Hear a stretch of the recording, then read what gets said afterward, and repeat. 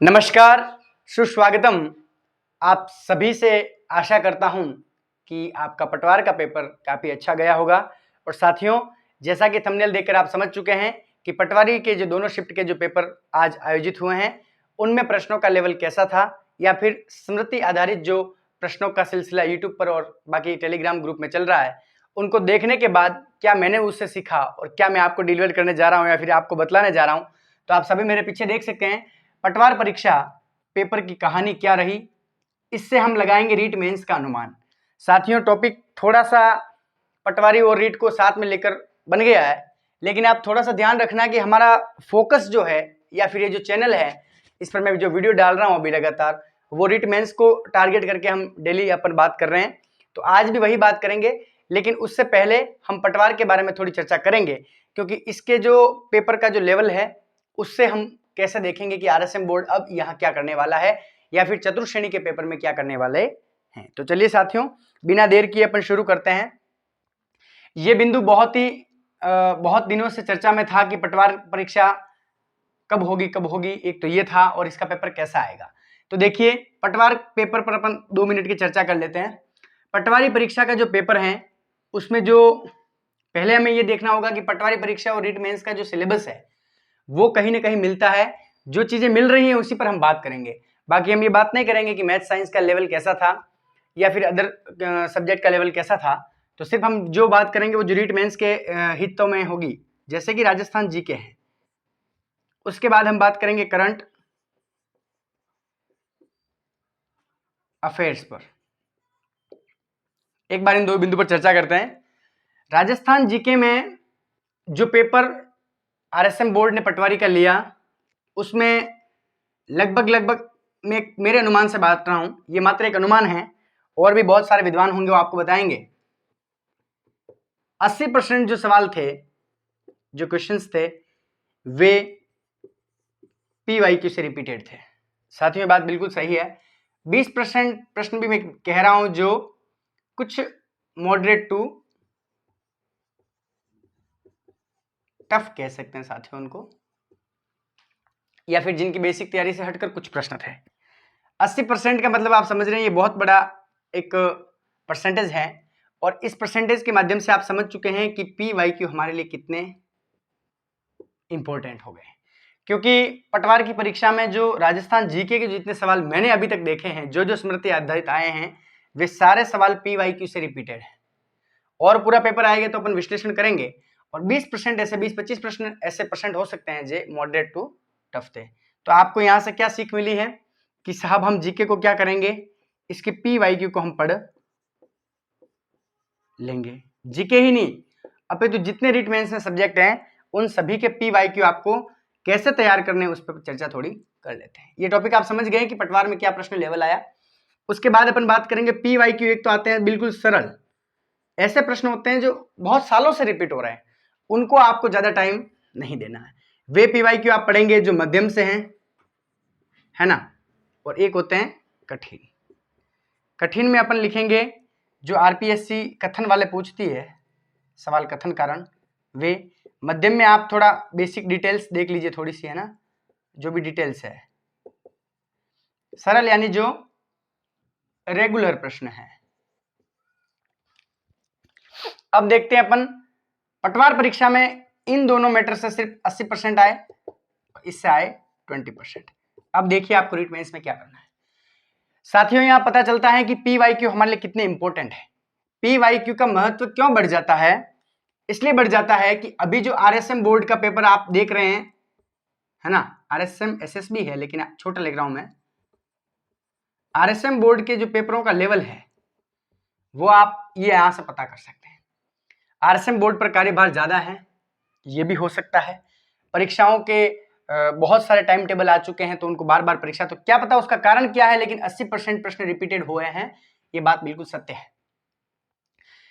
सरल मध्यम इसका मतलब दोनों एक ही है कि आप डिटेल में बेसिक डिटेल्स प्लस पीवाईक्यू कर लेते हैं तो लगभग यहां से प्रश्न कर लेंगे। ये थी राजस्थान जीके की बात। अब हम थोड़ी चर्चा करेंगे राजस्थान करंट अफेयर्स पर। करंट अफेयर्स भी ऐसे ही प्रश्न थे जो 50-50 थे साथियों, इसको कह सकते हैं। पीवाईक्यू से तो नहीं होते करंट, लेकिन ये 50-50 का मतलब है कि 50% तो सरल बिल्कुल प्रश्न थे, 50% आप इनको मॉडरेट कह सकते हैं। तो देखिए करंट को आपको तैयार अच्छे से करना होगा, इसका भी रोल आज पेपर में रहा, काफी अच्छा रहा, आगे आने वाले पेपरों में भी इसका रोल रहेगा। तो साथियों इस पूरी चर्चा का एक ही बिंदु रीट मेंस के लिए इंपॉर्टेंट है, वो है PYQ, प्रीवियस ईयर क्वेश्चंस। अब मैं ये सेशन आपके लिए क्यों लेकर आया हूं उसकी चर्चा को देखिए। PYQ के बारे में मैं इसलिए चर्चा लेकर आया हूं कि जो बहुत से विद्यार्थी हैं, विद्यार्थियों में इसका क्रेज कम है ना, अपन कहते हैं ना ये क्रेज में नहीं है, इसका क्रेज लगभग अभी तक इसका नहीं बना है। मैं पिछले 5 महीनों से वीडियो बना रहा हूं, लेकिन मेरे कमेंट में भी कभी ऐसा नहीं दिखता कि सर PYQ से क्या महत्व लाभ है, हमें इतने कमेंट नहीं दिखते जितने मैं चाहता हूं। एक PYQ को अगर पढ़ेंगे तो वे क्या करेंगे, डिटेल नहीं पढ़ेंगे। जिसको ये पता है कि PYQ से प्रश्न बहुत सारे आते हैं तो वे डिटेल कम पढ़ते हैं और PYQ की बुक को ज्यादा। ये भी बात क्या है, बिल्कुल गलत, ऐसा नहीं करना है। हमें अपनी बेसिक सी बुक जो RBSC NCERT राजस्थान अध्ययन है या GK है, जो भी सारी बातें हैं उन बातों को PYQ के साथ चर्चा में लेना है। अब साथियों हम देखते हैं कि PYQ का इंपॉर्टेंस है तो सही, लेकिन PYQ को हम कैसे तैयार करें। ये छोटी सी एक 2 मिनट की क्लिप आपके लिए जोड़ रहा हूं मैं कि हम PYQ को कैसे तैयार करेंगे। तो साथियों देखिए, आप PYQ का मतलब आपको पता है, प्रीवियस ईयर क्वेश्चन होते हैं, जो पिछली विगत भर्ती परीक्षाओं में जो प्रश्न पूछे जाते हैं उनके बारे में जो बुक आती है उसे कहते हैं PYQ की बुक। ये मुझे बताना इसलिए आपको हंसी आ रही होगी, लेकिन बहुत सारे विद्वानों को यह भी नहीं पता कि PYQ क्या है। अब देखिए PYQ कैसे तैयार करें, तो ध्यान रखना इनको, या तो आप 2 बार उस बुक को या मैक्सिमम 3 बार तो आपको उसको पढ़ना है। जो भी आप PYQ क्वेश्चंस लाते तो क्वेश्चन को 3 बार पढ़ना है, या फिर बुक लाते तो उनको 3 बार आपको रिवाइज करना है। अगर आप 1 बार पढ़ते हैं तो काम नहीं चलेगा ना, बिल्कुल नहीं चलेगा। उसका कारण ये होता है कि जब हम किसी भी बुक को इफेक्टिवली तरीके से अगर पढ़ना चाहें तो उसके लिए 1 बार का जो समय है वो पर्याप्त मनोवैज्ञानिक तरीके से बिल्कुल भी सही नहीं है। तो 2 बार और 3 बार आपको उसको पढ़ना है। उसके बाद क्या करना है, PYQ को एक ध्यान रखना, आप PYQ को ऑप्शन टेस्ट से पढ़े। कोई सा भी प्रश्न है, एक कोई क्वेश्चंस हैं, उसके जो A, B और C और D पार्ट है, आजकल E वाला भी आ गया है, तो आप देखिए उनमें से आपका आंसर E है मानो, ठीक है। फिर जो B है उसका रोल इस प्रश्न में क्या है, फिर जो C है इसका रोल इसमें क्या है, और D है इस प्रश्न में क्या रोल है क्या। जैसे कि मैं आपसे एक खुद ही प्रश्न कर लेता हूं कि गोपुरम आकृति की बनावट में राजस्थान का रंगनाथ मंदिर कहां स्थित है। अब देखिए एग्जामिनर ने क्या किया, जो रंगनाथ जी का मंदिर है वो तो सबको पता है, लेकिन कोई बड़ी परीक्षा में ये प्रश्न आएगा तो रंगनाथ जी के मंदिर वाला में एक बच्चा कंफ्यूज होगा। उसका कारण क्या है, उसका कारण यही है कि जो रंगनाथ मंदिर है वो पुष्कर में है, लेकिन गोपुरम आकृति, यहां पर एक शब्द दे दिया एग्जामिनर ने, गोपुरम आकृति, उसमें पहला ही ऑप्शन था नाथ द्वारा, राजसमंद जो श्रीनाथ जी की प्रभु की धरती है, और फिर आगे जो भी प्रश्न थे वो लास्ट में था पुष्कर। पहले ही ऑप्शन पे 50% हमारे विद्वान घायल हो गए। उसका कारण था कि जो गोपुरम, यानी उन्होंने सोचा कि ये गायों से संबंधित या फिर ऐसी कोई आकृति है जो प्रभु श्रीनाथ जी और गायों के संबंध को दर्शाती, तो उन्होंने रंगनाथ जी को इतना इंपॉर्टेंस नहीं दिया, जबकि उन्हें इसका उत्तर आता था। तो उन्होंने 1 बार का टिक्का कहां लगाया, नाथ द्वारा पे। ये बिल्कुल प्रश्न और उनका सारा करने का तरीका गलत हो गया। तो मैं कहना ये चाह रहा हूं कि एग्जामिनर आपको उलझाएंगे, आपको एक एक ऐसी लाइन देंगे, आपको उलझना नहीं है, उन्हीं चीजों पर कायम रहना है। तो इसीलिए मैं कहता हूं कि आप ऑप्शन टेस्ट से भी कुछ सीखें। एक बार जब आप पढ़ लेते हैं, उसके बाद जब सेकंड बार पढ़ें तो ऑप्शन टेस्ट की जो तरकीब है उसको अपनाएं। इससे आपको फायदा क्या होगा, एक तो आपके एक प्रश्न के साथ 2 से 3 प्रश्न होंगे, एक पूरा आपको मटेरियल मिलेगा, और जो नेचर ऑफ क्वेश्चंस हैं, है ना, वो आपको पता चलेगी। और जिसने प्रश्नों की प्रकृति को समझ लिया, निश्चित मानिए वो कहीं ना कहीं सभी से 5 प्रश्न हमेशा आगे ही रहते हैं। तो PYQ के बारे में हम चर्चा कर रहे थे, तो आपके पहले 2-3 बार पढ़नी है आपको, फिर आपको ध्यान रखना है, ऑप्शन टेस्ट करना है। उसके बाद PYQ के बारे में और क्या चर्चा हो सकती है, तो ध्यान रहे कि ऐसी बुक लानी है जिसमें केवल क्या हो, पी वाई क्यू। आप ये कहेंगे सर पी वाई क्यू तो होंगे, इसका मतलब यह है कि उसमें सर कोई दूसरी डिटेल ना हो। जैसे एक प्रश्न दिया और इतनी बड़ी डिटेल, आपको उससे कोई लेना देना नहीं है, क्योंकि ये डिटेल आप पहले ही गाइड में पढ़ के आ गए, ठीक है ना। तो इसके लिए सबसे बेस्ट अगर राजस्थान जीके की कोई पीवाईक्यू की बुक आती है तो वो दिशा 2020 ही है साथियों।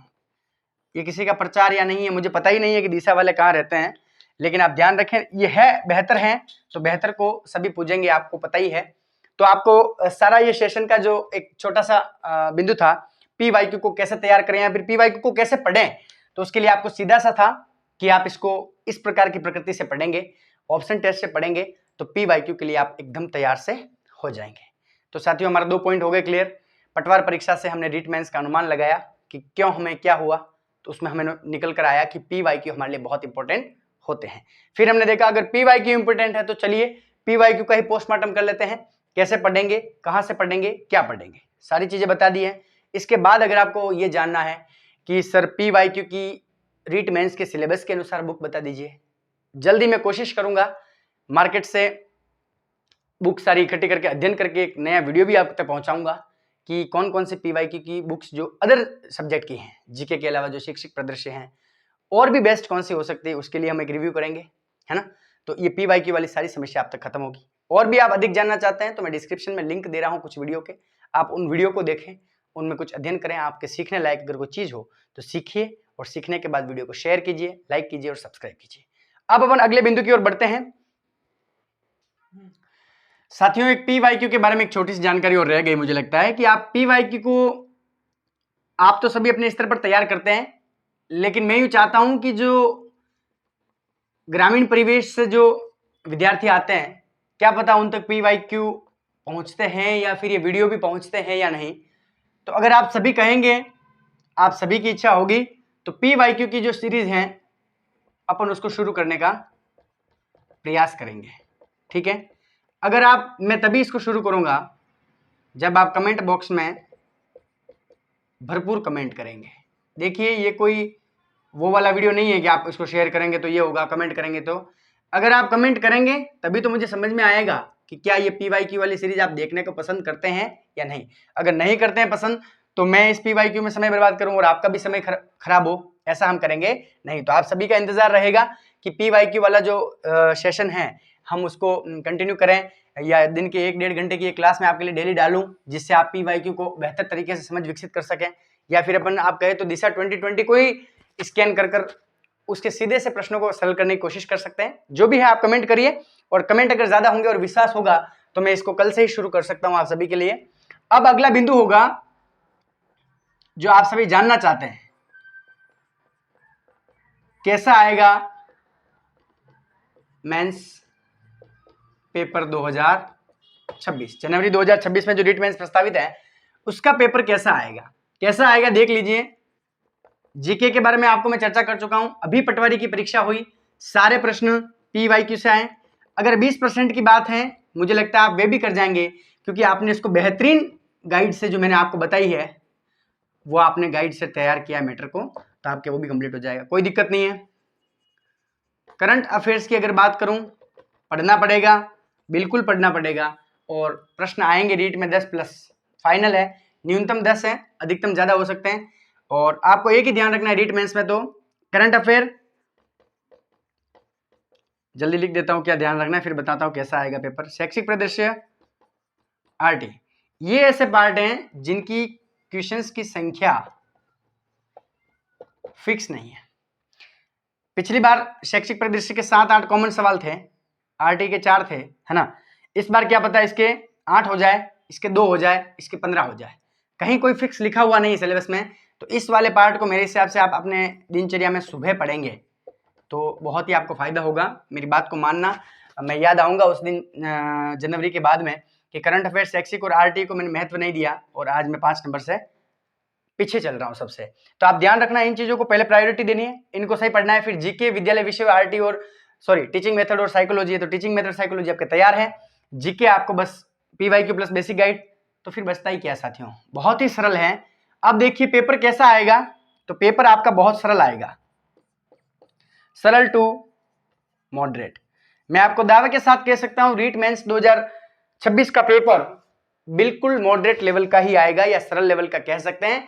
किसी प्रकार की कोई दिक्कत नहीं होगी। अगर होगी दिक्कत, अगर प्रश्नों का लेवल बढ़ेगा तो इन 3 टॉपिक में, बाकी आपके कहीं टॉपिक में बढ़ना नहीं है। यहां से प्रश्न लगता है तो 30 प्रश्न भी बन सकते हैं, लगता है तो 20 प्रश्न भी बन सकते हैं। ये कहीं ना कहीं मेरिट को प्रभावित करेंगे। शिक्षण विधियां हैं, समाज आधारित हैं, बच्चा और शिक्षक कैसे व्यवहार करते हैं अगर आपको पता है और कुछ फैक्चुअल डाटा पता है तो शिक्षण विधियां आपके लिए सरल हो सकती हैं। बाकी आप ध्यान रखना, पेपर बिल्कुल सरल आएगा। और फिर अंत में कहना चाहूंगा, किसी के भरोसे, अब देखते हैं ना आप पटवारी के पेपर में बड़े बड़े व्यापारियों की क्या हो गई, दुकान बंद। कल से लेकर आ जाएंगे वीडियो, 90% छपे हमारी बुक से, 90% छपे हमारे कंटेंट से। कोई भी शिक्षक या किसी विद्वान गुरु का मैं ऐसा नहीं कह रहा हूं कि उनको ज्ञान नहीं है, ज्ञान उन्हें बहुत अच्छा है, लेकिन अपनी पब्लिसिटी के लिए बच्चों को कहीं ना कहीं में नुकसान पहुंचाते हैं। ये बिल्कुल रियल फैक्ट है। और जो इसमें अच्छा काम कर रहे हैं उनकी तो आप तारीफें देख रहे हैं, उनके व्यूज भी बहुत अच्छे आ रहे हैं, लेकिन जो नहीं कर पा रहे हैं उनके लिए बात है। बाकी तो देखिए, सरल से मॉडरेट आपका पेपर आएगा, पेपर का लेवल जान चुके हैं कैसा आएगा। अब हम बात करते हैं कि आपको बिल्कुल भी समय खराब नहीं करना है साथियों, अपने आसपास के मित्रों से बातें करने में, सीटों के बारे में, सिलेबस कम हो रहा है, पूरा हो रहा है, रिवाइज नहीं हो रहा है, इन चीजों में आपको समय को बर्बादी बिल्कुल भी नहीं करनी है। मैं तो कहता हूं कि रीट मेंस का सिलेबस तो बहुत सरल है साथियों। मेवाड़ राजवंश, मारवाड़ राजवंश, ये क्या है, 1-1 घंटे की रिवाइज के टॉपिक अगर आपने पढ़ लिए तो शैक्षिक परिदृश्य के 7-8 प्रश्न कोई टफ प्रश्न नहीं है, बहुत ही इजी हैं, जो इस जीवन में, एक मनुष्य जीवन में आपको याद करने लायक हैं। वैसे ही सामग्री पूछ रहे हैं आपसे। हो सकता है किसी पार्ट में टफ है तो सबके लिए टफ है ना। इसी के साथ हम मिलेंगे अगले वीडियो में। तब तक के लिए आप खुश रहिए, मस्त रहिए और पूरे दमखम के साथ अपनी तैयारी को मजबूती दीजिए। और भी आपका कोई सवाल है तो कमेंट बॉक्स में आपका स्वागत है। और रिमाइंडर फिर दे रहा हूं, चैनल को सब्सक्राइब और शेयर करने की जिम्मेदारी मैं आप सभी पर छोड़ता हूं। धन्यवाद।